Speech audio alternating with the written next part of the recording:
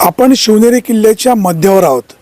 इथून हा वरचा जो रस्ता आहे शिवजन्मभूमीकडे आहे आणि इकडचा रस्ता जो आहे हा मंदिराकडे आहे. शिवाई मातेचं मंदिर इकडं आहे. आपण इथपर्यंत प्रवास करत असताना प्रचंड स्वच्छता पाहायला मिळाली. सहली मोठ्या प्रमाणात येत आहेत. विद्यार्थी, शिक्षक मंडळी किंवा पर्यटक सगळेच समाधान व्यक्त करत आहेत. अतिशय सुंदर किल्ला ठेवलेला आहे. त्यामुळे वनविभाग, पर्यटन विभाग किंवा संबंधित सगळीच यंत्रणा ह्या सगळ्या यंत्रणेला धन्यवाद द्यायला हवेत. आता ज्या ठिकाणी शिवाजी महाराजांचा जन्म झाला आहे त्या परिसरामध्ये काय परिस्थिती आहे हेही तुमच्यापुढे मांडण्याचा प्रयत्न आहे.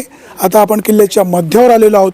इथपर्यंत प्रचंड स्वच्छता आहे, झाडी हिरवीगार आहे. आता वरच्या टोकावर वस्तुस्थिती काय आहे तुमच्यापुढे आपला मांडण्याचा प्रयत्न राहील. सुरेश वाणी, विघ्न टाइम्स, किल्ले शिवनेरी. मॅडम, तुम्हाला दोघींनाही जय शिवराय. जय शिवराय. शिवनेरी किल्ल्यावर आलात, तुमचं मनापासून स्वागत. किल्ला पाहिला, आता आपण किल्ल्याच्या मध्यावर आहोत. तुम्ही वरून जाऊन आलात म्हणजे शिवजन्मभूमीच्या ठिकाणी किंवा शिवाई मातेचं दर्शन घेऊन आलात. काय सूचना, काय करायला हवं, काय आवडलं, काय बदल करायला पाहिजे? सर्वप्रथम आम्ही शिवराई देवीच्या मंदिरामध्ये गेलो. अतिशय खूप सुंदर, छान आणि प्रसन्न वाटलं आम्हाला. तेथील पुजारी आहेत, अगदी व्यवस्थित विद्यार्थ्यांना सोडणं, त्यांना व्यवस्थित माहिती देणं, म्हणजे सगळा इतिहास सांगितला त्यांनी. खूप भावलं म्हणाला ते. वरती गेल्यानंतर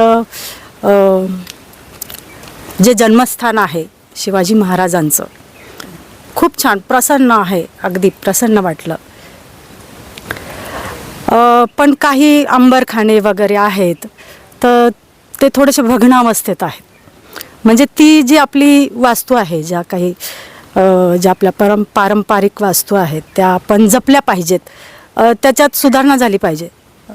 म्हणजे असं मला वाटतं की त्या पुन्हा बांधल्या गेल्या पाहिजेत व्यवस्थित. आणि इथे म्हणजे त्याची जपणूक झाली पाहिजे असं मला मनापासून वाटतं. बाकी सगळे आणवेल. हो. Thank you madam.